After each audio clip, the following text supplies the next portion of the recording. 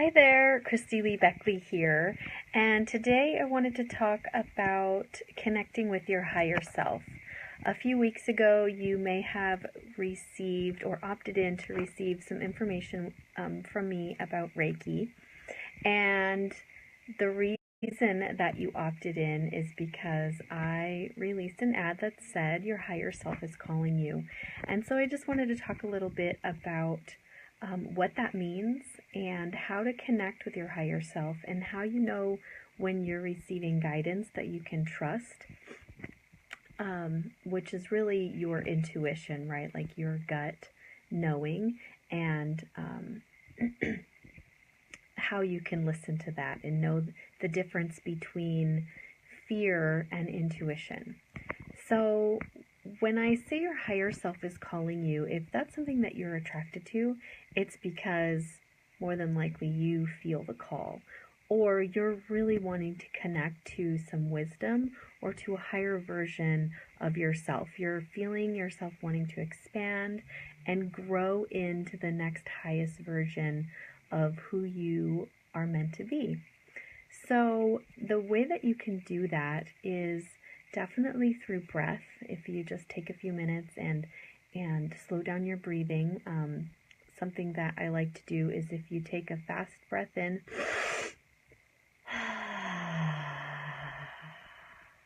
and that helps to relax you if you do it about 3 times. And the fast breath in through your nose tells your brain, okay, we're going to take an action now. And then the slow breath on the exhale is what's telling your brain, okay, the action is that we are going to slow down. So you take a fast breath in.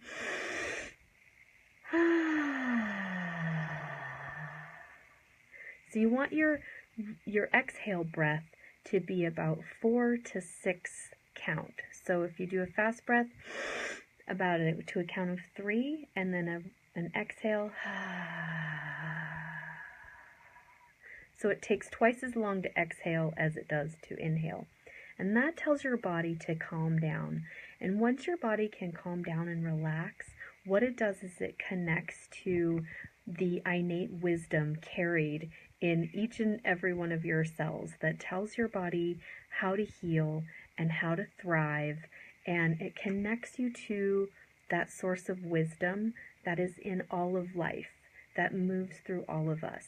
And part of what I was sending out to everyone was a video about Reiki. And what Reiki means is spiritually guided and universal life force energy, right? So universal life force, that means the life force that flows through each and every one of us and through nature, and it connects all of life. It connects our body and our brains to infinite wisdom. And life seeks life. Life thrives everywhere you look, whether it's from animals to even to mold, right? If you have mold on your food in the refrigerator, guess what? It's not embarrassed that it's mold. It is looking to thrive. It has an innate wisdom that says, I'm going to thrive no matter what. And your body is no different. So there's an innate source of wisdom that tells your body how to thrive. And what you're wanting to do with that connection to your higher self is to remind your body of that, because so often we get so bunched up about, we think we're the mold because maybe we didn't do something that we said we were going to do, or feel like we failed. So it's like we block off that life force, that source of life force in little ways. And pretty soon we start to shut down because we don't remember that, basically, that our body knows how to heal itself. And we cut ourselves off from life, and in a lot of different ways. Maybe we stop reaching out as much to people, or we stop believing in ourselves, and that affects us on an emotional, mental, physical, and spiritual level. So the aches and pains or illnesses in your body are really your whole being's way of getting your attention to, hey, you're cutting off the life force somehow with the way that you're thinking or your habitual way of feeling and reacting to things. So a great way to restore that life force and restore the balance in your body that allows that wisdom to work the way that it was designed to work and the way that it was designed to thrive is just to check in with yourself and to slow down and focus on your breath, right? Your life force. Breath is life force. So you just breathe in and you do that for a while. And then once you start getting guidance, like you start hearing, I won't say hearing voices like you're crazy or anything, but a lot of us get guidance in different ways, right? Maybe we see different colors around things, and or we hear things, or we just know things. Or sometimes we're getting warnings, like don't do that. And it's hard to distinguish that wisdom from fear. Like, is this just me being, afraid, or is this really a warning? And the greatest way to know is fear is chatter. It's incessant chatter. Don't do that. You're going to do this. And that is your human animal, your instinct going, oh no, that might not be safe, that might not be safe, that might not be safe. However, it's just trying to protect you at all costs. That it doesn't care if you expand, it doesn't really care if you grow, it just wants to keep you alive, right? But if we want to go for something new, or we want to try something that is outside of our comfort zone, sometimes it can feel like going out of your comfort zone, you're going to die. You're not necessarily going to, but maybe the old you is going to die. Maybe you're going to become a newer, better version of yourself. But your human animal doesn't know that. It just wants to keep you safe. So how to distinguish between your human animal instinct and your higher self intuition? Your higher self intuition doesn't have an attachment to what happens. You can stay the same or you can grow, but if you're seeking that higher self wisdom, it knows that you probably do want to grow. But it doesn't have an attachment to it. It's not like you have to. You can stay the same. That higher self also knows that even if you do die, you don't really die. Your energy, you're just merely changing form. Even though that may not be what you really want to do, obviously, nobody does. But it's that higher self that can see everything from a higher vantage point. So it knows, like, okay, she wants this. Let me kind of guide her here. And I'm not saying that your higher self won't tell you, like, hey, this is dangerous, don't do that. It will be much clearer.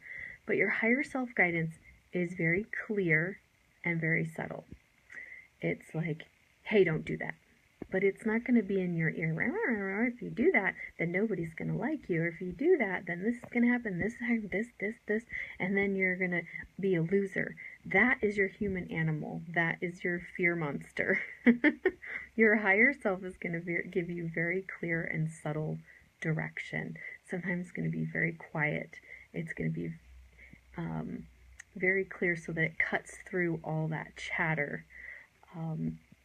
So that's the way that you connect to your higher self, is you quiet your body, you quiet your brain, you quiet your chatter, and you pay attention to the feeling. There's a different feeling between fear and clarity, right? It's just a knowing. It's like, okay, that's the next logical step.